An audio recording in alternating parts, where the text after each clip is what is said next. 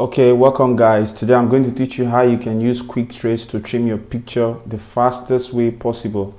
Basically, all you need to know is your image has to be rasterized. If you check my image down here, it's already rasterized, but you have to check if it's smart object or in any other format. You have to rasterize your image, and how you can do that is right click. You see rasterize layer, you rasterize the layer there, but this is already rasterized. So after that, click on the image, move down to quick action, is on properties, just click it, then remove background. That's all.